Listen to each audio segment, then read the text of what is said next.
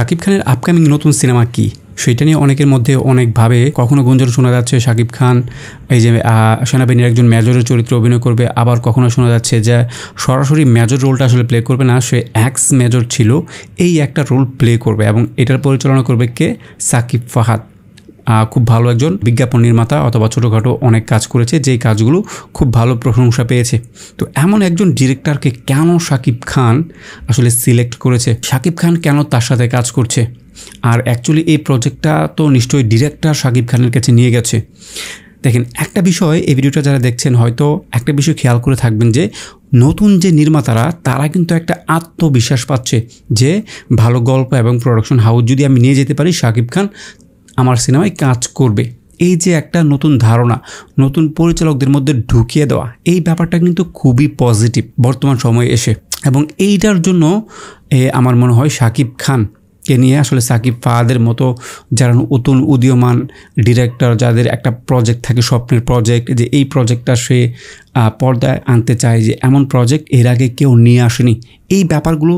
জন্য আসলে অ্যাকচুয়ালি এরকম নতুন নতুন ডিরেক্টররা আসলে শাকিব খানের কাছে আসার সুযোগটা পাচ্ছে। তো সেইখান থেকে সাকিব ফাহাদের এই সিনেমাটা ঈদ ছাড়া রিলিজ হবে এমনটাও শোনা যাচ্ছে,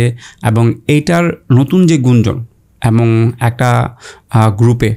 যারা ছবি নিয়ে টুকটাক কাজ করে এমন একটা গ্রুপে পোস্ট করা হয়েছে, এবং এইটার প্রযোজনা সংস্থা হিসেবে থাকছে এই যে তাণ্ডব সিনেমাটা, এইটা যে প্রযোজনা প্রতিষ্ঠান তারাই থাকবে। এবং এখানে এটা শিওর বলা যাচ্ছে না যে এসবিএফ থাকবে কিনা, অথবা এসবিএফ ছাড়া শুধু আলফাই অথবা চুরকিম বা শুধু এককভাবে আলফাই এটা নির্মাণ করবে কিনা, বাট এই জিনিসটা কিন্তু খুবই একটা সময় উপযোগী সিদ্ধান্ত। এবং আমার মনে হয় যারা এতদিন বলে আসছিল যে শাকিব খানের সিনেমা কেন ঈদ ছাড়া রিলিজ দেয় না, যে ঈদকে কেন আসলে টার্গেট করতে হবে শাকিব খানের, ঈদ ছাড়া রিলিজ দিলে পারলে দেখা সুপার ডুপার হিট করে, এবার তাদের মুখে মনে হয় কিছু একটা আটকানো যাবে আর কি, যে এবং এইটার একটা জবাবই বলতে পারেন এই যে সাকিব ফাহাদের যে মেজর চরিত্র শাকিব খান যে সিনেমাটা নিয়ে আসছে। এবং এই সিনেমাটা নিয়ে আমি নিজেও খুব আশাবাদী, আমি চাচ্ছি এই সিনেমাটা হোক একজন সাধারণ অডিয়েন্স হিসেবে।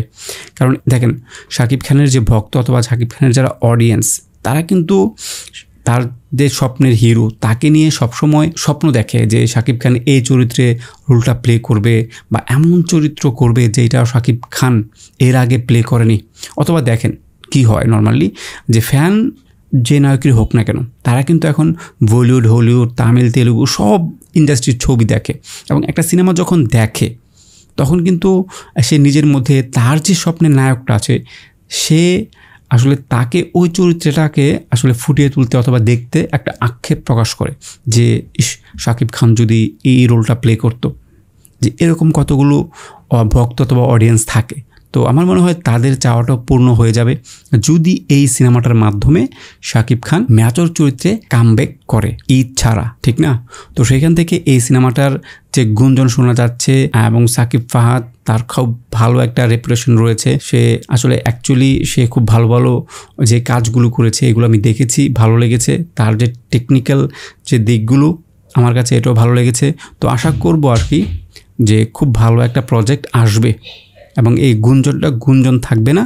এটা বাস্তবে রূপ নেবে। তো আপনারা কতটা এক্সাইটেড এই প্রজেক্টটার জন্য অবশ্যই কমেন্টস করে জানাবেন। ধন্যবাদ সবাইকে।